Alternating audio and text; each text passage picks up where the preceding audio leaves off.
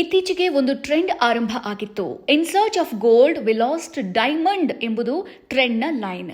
ಅಂದರೆ ಚಿನ್ನದ ಹುಡುಕಾಟದಲ್ಲಿ ಅದಕ್ಕಿಂತ ಅತ್ಯಮೂಲ್ಯವಾದ ಡೈಮಂಡ್ ಕಳೆದು ಹೋಯಿತು ಎಂಬುದು ಇದರ ಅರ್ಥ. ಈ ಲೈನ್ಗಳನ್ನು ತಮಗೆ ಬೇಕಂತೆ ಬದಲಾಯಿಸಿಕೊಂಡು ಅನೇಕರು ಟ್ರೆಂಡ್ ಮಾಡಿದ ಉದಾಹರಣೆ ಇದೆ. ಇದಕ್ಕೆ ಕೆಲ ಪಕ್ಕಾ ದರ್ಶನ್ ಅಭಿಮಾನಿಗಳು ಕೂಡ ಸೇರ್ತಾರೆ. ಅವರು ಕೂಡ ದರ್ಶನ್ ವಿಚಾರದಲ್ಲಿ ಈ ಲೈನ್ ಬಳಕೆ ಮಾಡಿದ್ದಾರೆ. ಡಿ ಬಾಸ್ ಹುಡುಕಾಟದಲ್ಲಿ ನಾವು ಚಾಲೆಂಜಿಂಗ್ ಸ್ಟಾರ್ನ ಕಳೆದುಕೊಂಡೆವು ಅಂತ ಹೇಳಿದ್ದಾರೆ. ದರ್ಶನ್ ಅವರಿಗೆ ಹಲವು ಬಿರುದುಗಳು ಇವೆ.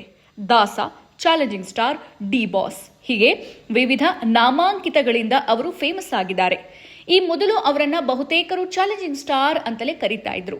ಆದರೆ ಇತ್ತೀಚಿನ ವರ್ಷಗಳಲ್ಲಿ ಅವರನ್ನು ಡಿ ಬಾಸ್ ಎಂದು ಕರೆಯಲಾಗ್ತಾ ಇದೆ. ಇದರಿಂದ ಚಾಲೆಂಜಿಂಗ್ ಸ್ಟಾರ್ ಬಿರುದು ಅಷ್ಟಾಗಿ ಬಳಕೆಯಲ್ಲಿ ಇಲ್ಲ. ಇಲ್ಲಿ ಅಭಿಮಾನಿಗಳು ಚಾಲೆಂಜಿಂಗ್ ಸ್ಟಾರ್ ಹಾಗೂ ಡಿ ಬಾಸ್ನ ಬಿರುದನ್ನ ದರ್ಶನ್ ಸಿನಿಮಾ ಕಾಲಘಟ್ಟಕ್ಕೆ ತಕ್ಕಂತೆ ಬಳಸಿದ್ದಾರೆ. ಈ ಮೊದಲು ದರ್ಶನ್ ಅವರು ಆಕ್ಷನ್ ಜೊತೆ ರೊಮ್ಯಾಂಟಿಕ್ ಹೀರೋ ಆಗಿ ಹೆಚ್ಚು ಇಷ್ಟ ಆಗ್ತಾ ಇದ್ರು. ಆ ರೀತಿಯ ಹಲವು ಸಿನಿಮಾಗಳನ್ನ ಅವರು ನೀಡಿದ್ದಾರೆ.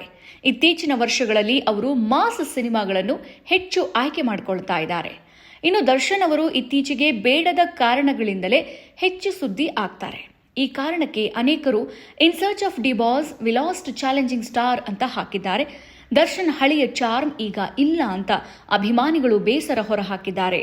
ರೇಣುಕಾಸ್ವಾಮಿ ಕೊಲೆ ಕೇಸ್ನಲ್ಲಿ ದರ್ಶನ್ ಅರೆಸ್ಟ್ ಆಗಿದ್ದಾರೆ. ಅವರು ಈ ಮೊದಲು ಜಾಮೀನು ಪಡೆದು ಹೊರಗಿದ್ರು. ಈಗ ಜಾಮೀನು ರದ್ದಾಗಿರೋದ್ರಿಂದ ಮತ್ತು ಜೈಲು ಸೇರಿದ್ದಾರೆ. ಇದು ಅಭಿಮಾನಿಗಳಿಗೆ ಸಾಕಷ್ಟು ಬೇಸರವನ್ನ ಮೂಡಿಸಿದೆ. ಇನ್ನಷ್ಟು ಹೆಚ್ಚಿನ ಮಾಹಿತಿಗಾಗಿ ಫಾಲೋ ಮಾಡಿ ಬ್ರಿಗೇಡ್ ನ್ಯೂಸ್ ಕನ್ನಡ.